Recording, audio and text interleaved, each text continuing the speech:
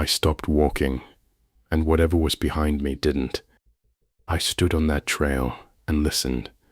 My breathing was the only sound I should have been hearing. It wasn't. My name is Cole. I'm 31.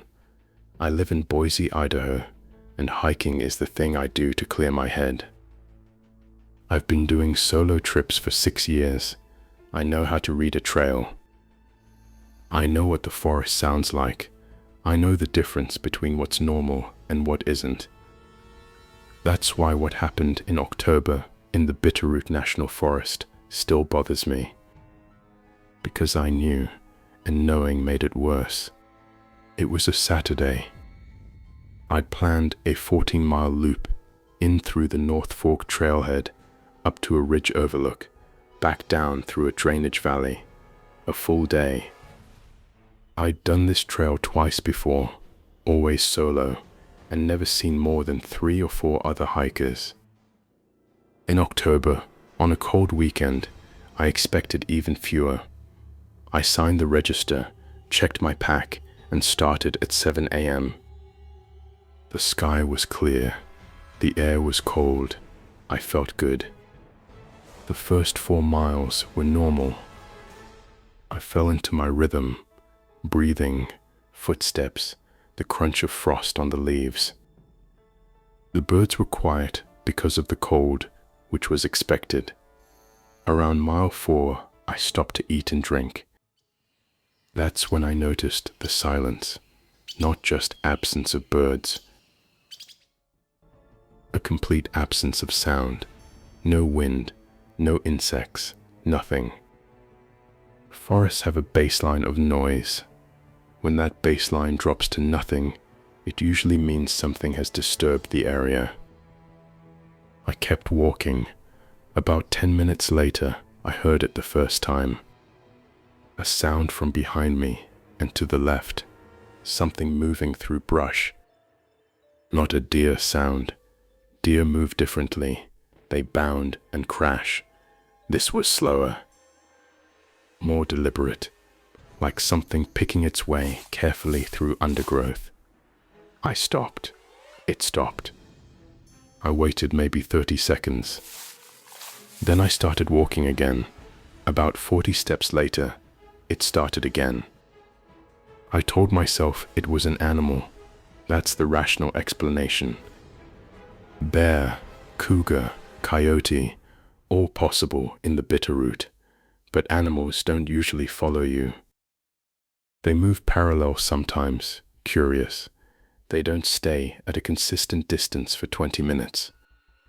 Whatever this was, it was matching my pace. When I slowed down, it slowed down. When I sped up, it sped up. Not immediately. There was a delay, like something was reading my movement and adjusting. Around mile 7, I tried something. I stopped completely and stood still for 2 full minutes. No movement at all. Whatever was following me, it stopped too. But I could hear breathing, not mine. Something else. Maybe 30 feet back and to the left. A slow, controlled breath. The kind a person makes when they're trying not to be heard. I started moving again, fast this time. Not running. I didn't want to run. Running signals panic.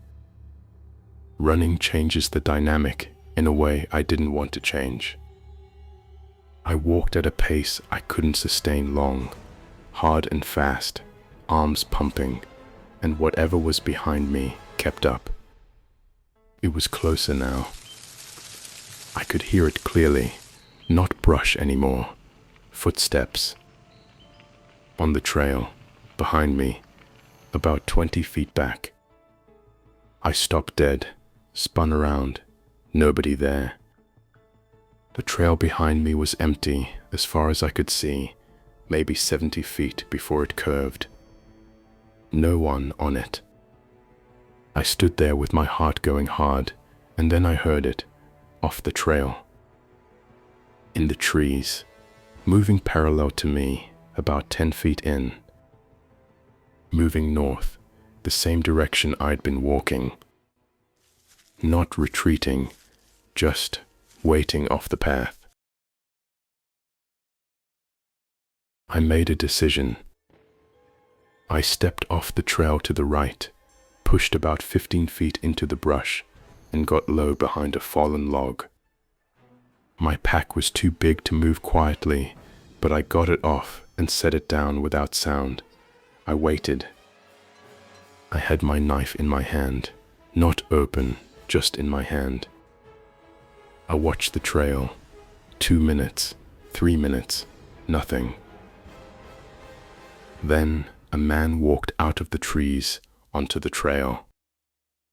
Maybe 40, dark jacket, no pack. He stopped in the middle of the trail, about 20 feet from where I was hidden. He stood completely still, looking up the trail, the direction I would have gone if I hadn't stepped off. He waited, maybe 90 seconds, scanning, like someone looking for something they expected to see. Then he took out his phone, looked at it for a moment, and started walking north, the same direction I'd been heading, at a pace that matched mine exactly. I waited until he was out of sight, then I moved. Not north. I went back south, the way I'd come, as fast as I could move quietly. It took me 2.5 hours to get back to the trailhead. I didn't look behind me more than I had to. Didn't hear anything following me on the way back. When I reached my truck, I sat in it for 20 minutes before I could drive. I reported it to the ranger station on my way out, described the man, the location, what I'd observed. The ranger listened carefully. She asked me to show her the trailhead log. I pointed to my entry. She looked at the entries after mine. 3 hikers had signed in after me that morning. I asked her to show me the entries. 2 were couples. The third, one person, solo, had signed in 11 minutes after I did. The destination listed North Fork Loop. My route, exactly. The ranger made a note. She said they'd look into it. She didn't seem particularly alarmed, which I didn't know how to feel about. I drove home. I've been back to that trailhead once since, in the spring, with 2 other people. I signed the register, and I noticed, without looking for it, that the entry directly before mine, Solo Hiker, North Fork Loop, had been signed in 6 minutes before I arrived, not after, before. Like someone who already knew when I was coming.